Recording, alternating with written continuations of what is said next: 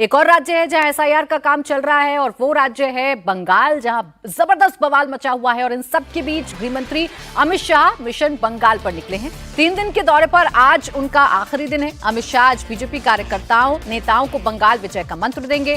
थोड़ी देर बाद वो कालीबाड़ी मंदिर जाएंगे, पूजा अर्चना करेंगे। उसके बाद बंगाल के बीजेपी सांसदों और विधायकों के साथ मीटिंग करेंगे। बंगाल चुनाव की रणनीतियों पर चर्चा करेंगे। उसके बाद बीजेपी कार्यकर्ता सम्मेलन को संबोधित करेंगे और बंगाल विजय का मंत्र देंगे। इससे पहले घुसपैठियों को लेकर उन्होंने ममता सरकार पर जमकर निशाना साधा और कहा कि ममता सरकार का पूरा फोकस घुसपैठियों को प्रोटेक्शन देने पर है।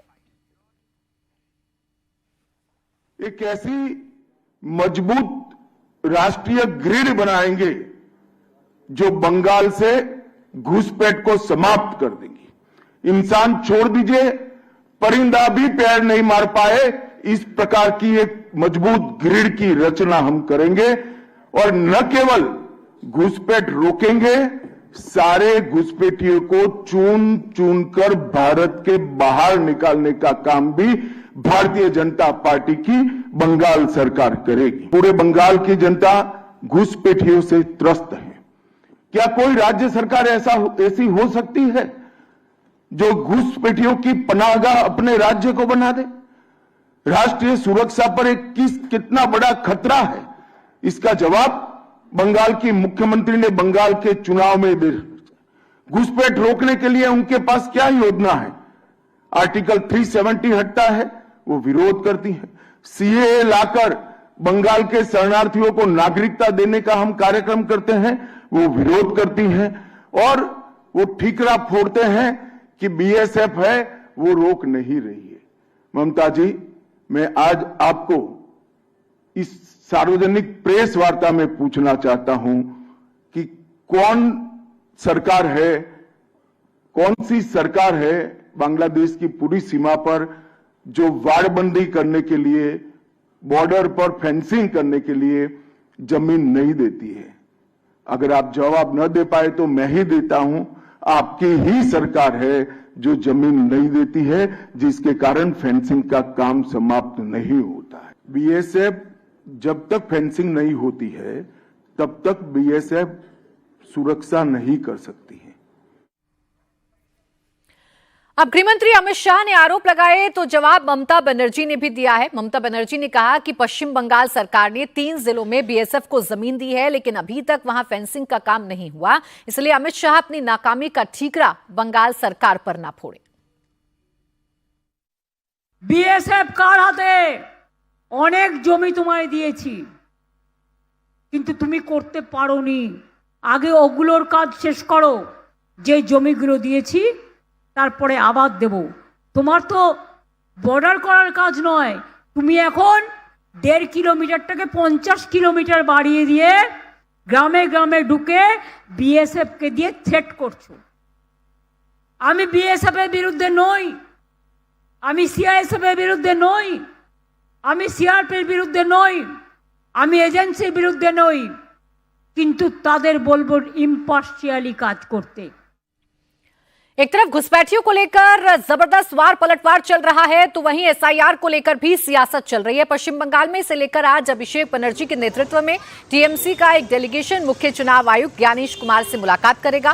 टीएमसी का डेलीगेशन एसआईआर की प्रक्रिया को लेकर मुख्य चुनाव आयुक्त के सामने सवाल उठाएगा। लेकिन इस बीच चुनाव आयोग ने बंगाल को लेकर जो आंकड़ा जारी किया है वो चौंकाने वाला है।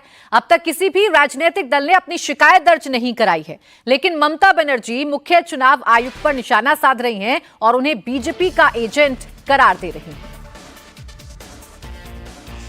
तो एसआईआर को लेकर तनाव लगातार बंगाल में बढ़ता जा रहा है। और अवधेश जी, ये बात भी तो विपक्ष को कहीं ना कहीं समझानी होगी, बतानी होगी। अगर एसआईआर को लेकर इतने प्रश्न हैं, इतनी गड़बड़ियां हो रही हैं, आप चुनाव आयुक्त को कह रहे हैं कि बीजेपी के एजेंट के तौर पर काम कर रहे हैं, तो आपकी बीएलएस क्या कर रहे हैं? आप एक भी शिकायत दर्ज क्यों नहीं कराते, एक भी आपत्ति दर्ज क्यों नहीं कराते हैं? क्यों नहीं बताते हैं कि भाई इस इलाके में यहां जानबूझकर इन वोटर्स के नाम काट दिए गए?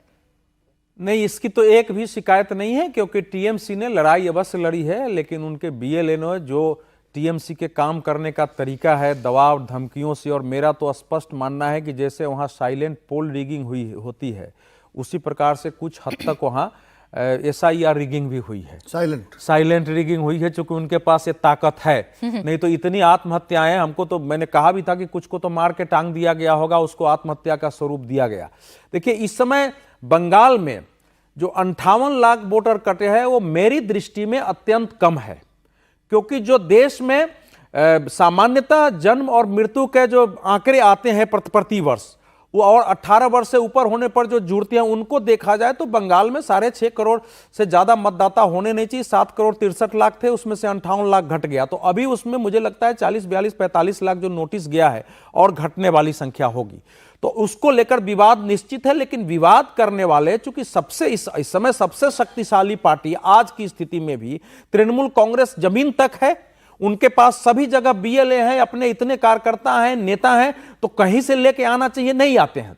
तो इसीलिए ये केवल इतना ही है कि एक शो पोस्टर बनाए रखना है, दबाव बनाए रखना है चुनाव आयोग पर, कि वो रणनीति के तहत दबाव बनाओ ताकि चुनाव आयोग पर दबाव रहे और हमारा जो इंटरेस्ट है, हमारे जो कभी भी उस पर असर न पड़े, और वो दबाव बनाकर कि हम आगे चुनाव तक ये अभियान चलाएंगे। चुनाव परिणाम के पहले तक तृणमूल कांग्रेस का ये रुख रहेगा। इसमें एक अमित शाह जी के दौरे पर नहीं, अमित शाह जी का ये जो दौरा है, ये 3 दिनों का दौरा का मतलब हुआ कि अब वो चुनाव की एक विधिवत औपचारिक अभियान की शुरुआत हो गई है उनके दौरे के साथ।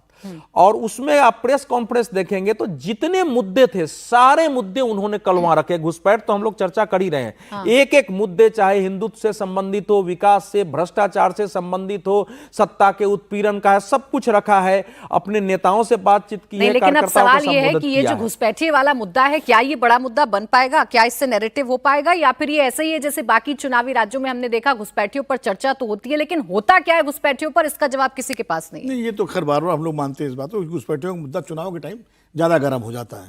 झारखंड चुनाव थे तो यार ये निशिकांत दुबे किस तरह पार्लियामेंट में उन्होंने पूरा उस जिलों की संख्या बताई थी जहां डेमोग्राफी बदल गई, और पूरा घुसपैठियों पर ही चुनाव हुआ। लेकिन दिल्ली में तो ड्राइव तक चलाई थी, दिल्ली में ड्राइव तक चली थी, लेकिन जीत जो मिली बीजेपी को दिल्ली में या बिहार में और दूसरे मुद्दों पर मिली, घुसपैठियों पर नहीं मिली, झारखंड में नहीं मिली।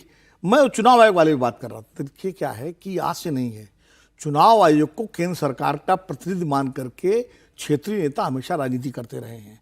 1995 का चुनाव बिहार का था, लालू प्रसाद यादव सेशन के खिलाफ ऐसे ही मोर्चा खोले हुए थे, TN सेशन उसमें चुनाव आयुक्त थे, और सेशन वर्सेस लालू हो गया था पूरा चुनाव, और लालू ने एकदम सेशन को केंद्र सरकार का प्रतिनिधि बता दिया था।